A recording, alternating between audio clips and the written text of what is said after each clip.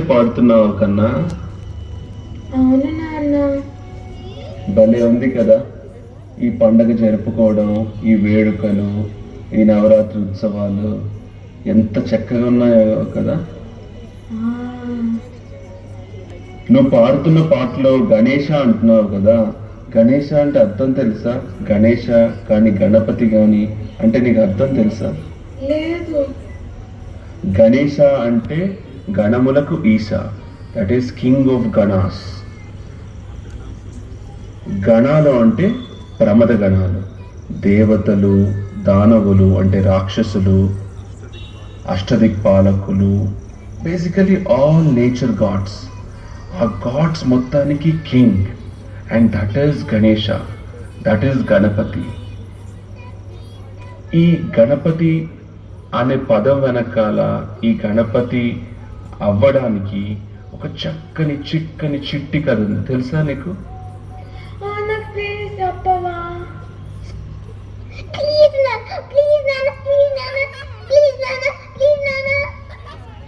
సరే, అది చెప్పుకోవాలంటే మనం ఒక వేరే ప్రపంచానికి వెళ్ళాలి. పద మరి, మనతో పాటు అందరినీ తీసుకెళ్దాం.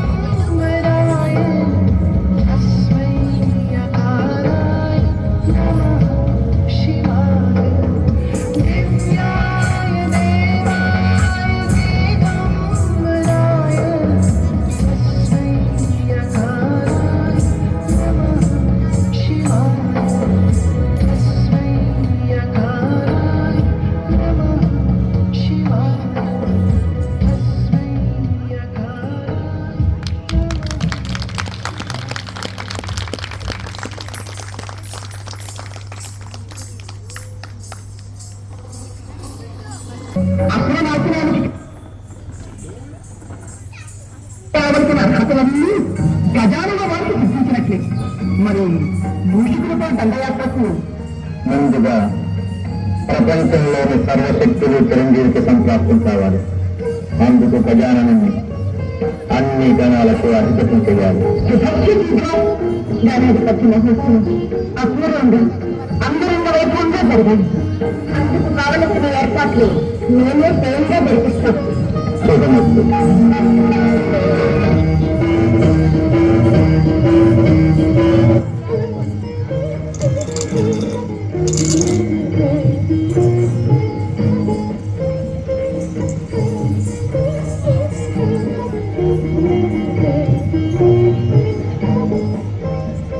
కార్తికేయుల వారికి అభివాదాలు.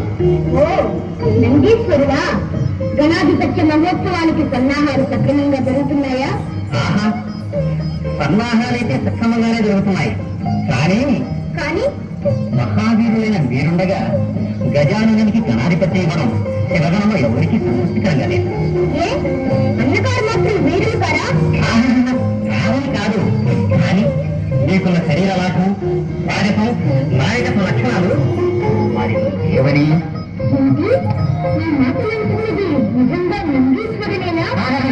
ఇది నా మాట కాదు, మన వారందరి అభిప్రాయం కావచ్చు. కానీ గజాననుడు మాకు అగ్రజుడు. ఆయనే అన్ని విధాలా పదవికి అర్హుడు. పదవికి వయస్సు కాదు, వ్యక్తిత్వం ముఖ్యం. ఇది కూడా అందరి అభిప్రాయమా లేక మీ అభిప్రాయమా? కాదు ప్రభు, సూటిగా ఒక్క మాటలో చెప్పాలంటే మీరే ఆ పదవిని చేపట్టాలి. కైలాసంలోని వాళ్ళంతా ఏకగ్రీవంగా కోరుకుంటున్నారు. అలాగా? జనాభిప్రాయాన్ని మన్నించవలసింది. ఇప్పుడు ఈ విషయం మా తల్లిదండ్రులతో చర్చిస్తాం.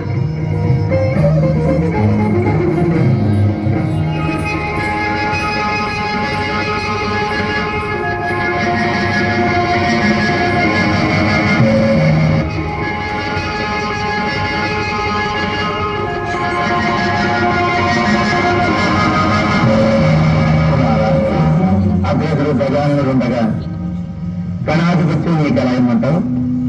ఏనారుగా అలా ఇవ్వడం ధర్మసమ్మతం కాదు. పదవి ఇవ్వవలసింది అర్హత కానీ వయసు కాదు. అంటే ప్రజానికి అర్హత లేదంటారా?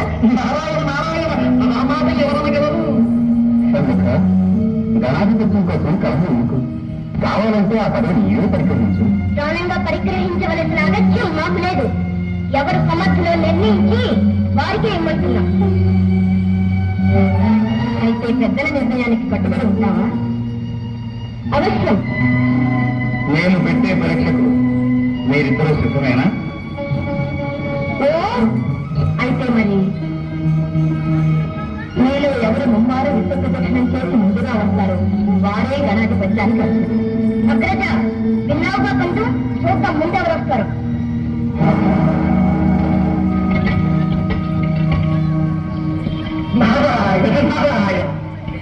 అంతా దిచ్చిలేదు.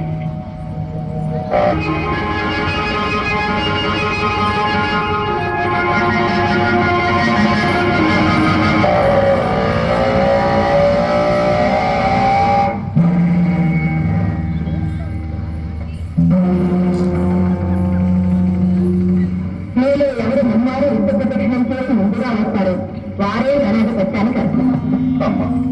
ఎందుకమ్మా ఇలాంటి పరీక్ష పెట్టాను? కుమార్తె నాకు తగిన వాహనమూ లేదు, అతను కొన్నంత శరీర లాభమూ లేదు. మరి విశ్వప్రదక్షిణం ఎలా చేయమంటారమ్మా? అమ్మా నీ ఆందోళన అతనే ఉందమ్మా.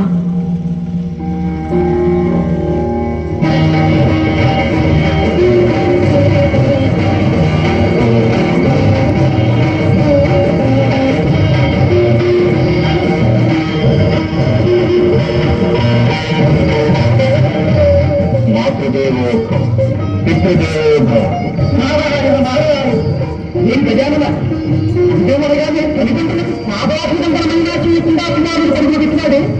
నువ్వు ఎక్కడి ఇక్కడే ఉంటే ఎలాగయ్యా? అంబికాసుని ఆంతర్యం అతి నిగూఢమైనది. సర్వాంతర్యాన్ని అయిన నీకు తెలియని అంతర్యమా?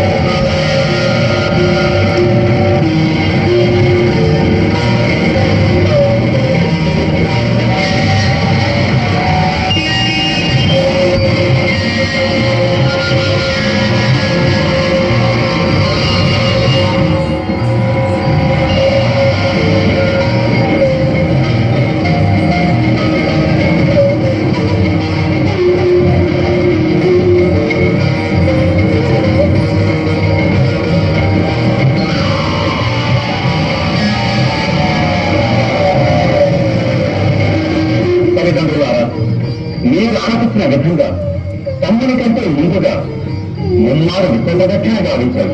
నారాయణ నారాయణ, ఇక్కడే మహాకవుల ముందే ఉన్నాను. విశ్వాన్ని ఎప్పుడు ఎలా చుట్టి వచ్చారంటే? నారదుని సందేహం లోక సందేహం. ఈ సమాధానం వినాలని మాకు కుతూహలంగా ఉంది. పెద్దలు, ధర్మకర్తలు, నీకు తెలియనిది ఏమన్నది అయినా విను.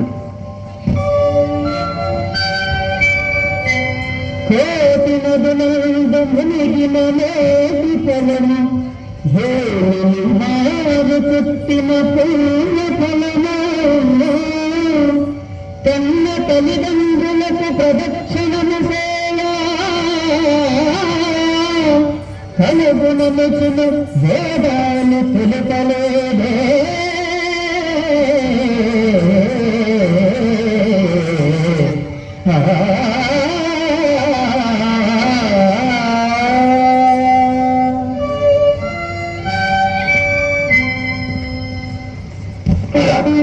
నువ్వు చెప్పినది నిజమే గజానా? సృష్టి రహస్యాన్ని గ్రహించావు నాయన. బుద్ధితో పరీక్షణ చేయించావు. అజ్ఞాపకులు ఏమంటారు? ఆ గణాధిపత్యం గజాననుడికే ఇవ్వాలి, అగ్రజుడే జయించాడు. కుమారా, అహంకారంతో ప్రవర్తించినందుకు నన్ను క్షమించండి. ఇప్పుడు మనసారా నా ఓటమి ఒప్పుకుంటున్నాను. కానీ నాదొక చిన్న సందేహం. ఏమిటది కుమారా? ఏంటి? మావడ అగ్రజులకు శరీరనాథనము లేదు, వాహనము లేదు, మరి నాకన్నా ముందుగా విశ్వాన్ని ఎలా చుట్టిరాగలిగాడు అని. ఏ కుమారా, అదే కానీ సందేహం? అదే. ఆ సందేహాన్ని కాకపోతే నివృత్తి చేస్తాడు. తమ్ముడు, నిజానికి నేను ప్రజాసంలోనే ఉన్నాను. మాతాపితలకు మాత్రం నిన్నాడు ప్రదక్షిణ చేశాను. అంటే వారే ప్రకృతి పురుషుడు. వారికి రేపు వాళ్ళని సృష్టి ఏర్పడింది. వారికి ప్రదక్షిణ చేస్తే విశ్వాన్ని చుట్టవచ్చినట్టే కదా. ఆ ప్రకృతి పురుషుల సంయోగ స్వరూపం ఏ విధంగా ఏర్పడిందో, సమస్త లోకాలు తీర్థాలు వారు ఎలా నిండి ఉన్నాయో చూడు.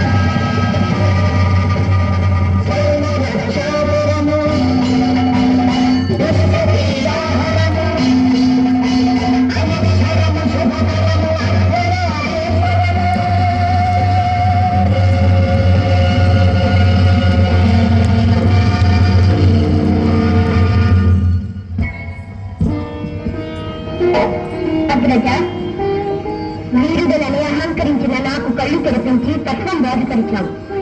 నీవు నాకు గురువుండదు.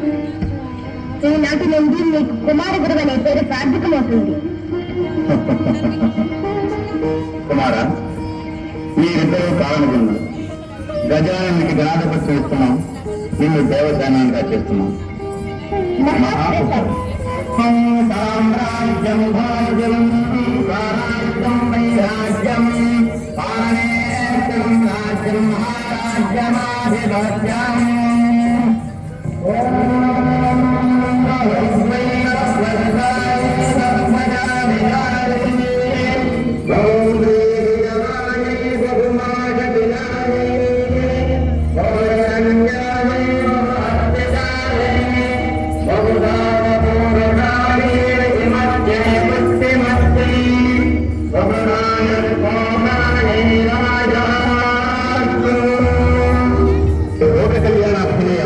చిరంజీవి గజ దేవతలలో అగ్రస్థానాన్ని, అన్ని గణాలపై ఆధిపత్యాన్ని, ఇక నుంచి ఏ యజ్ఞ యాగాదులలో గాని ఏ శుభకార్యముల యందు గాని గణపతిని మొట్టమొదట పూజించాలని శాసిస్తుంది.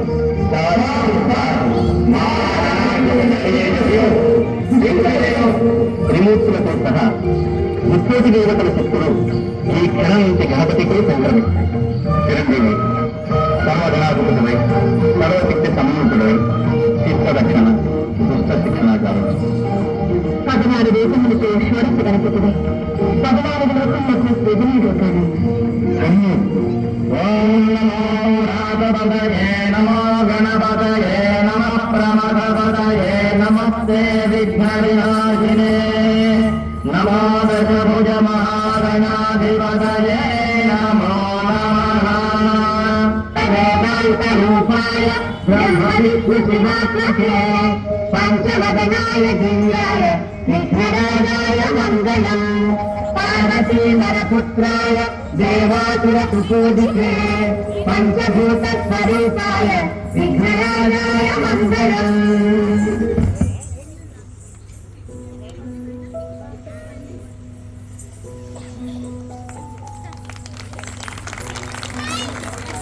అలా అందమైన చిక్కటి చక్కటి చిట్టి గణాధిపత్యం కదా చూశాం కదా. ఇప్పుడు మన వేడుకల్లోకి, నృత్యాల్లోకి, గానాల్లోకి వెళ్ళిపోదామా?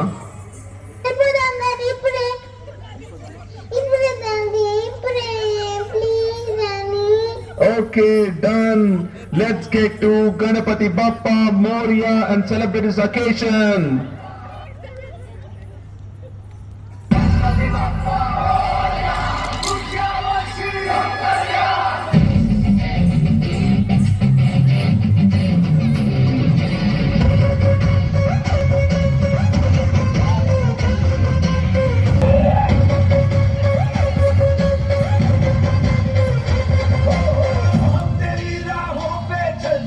हम नहीं रुकने वाले।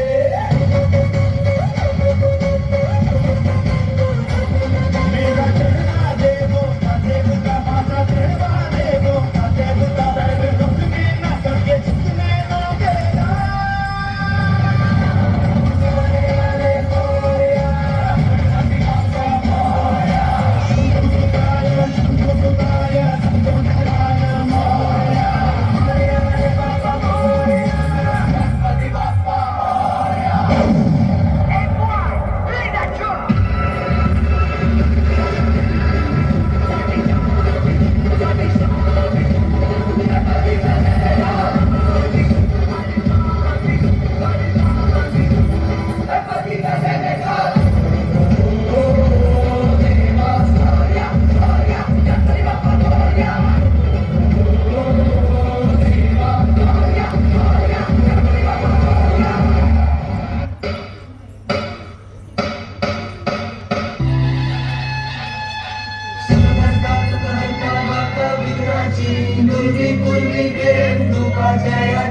सर्वांगी सुंदर विशेंदुराची कंठी जगे मान मुक्ता भराची. जय देव जय देव जय देव जय देव जय मंगल मूर्ती हाशी मंगल मूर्ती दर्शन मागे मागे कामना मूर्ती. जय देव जय देव.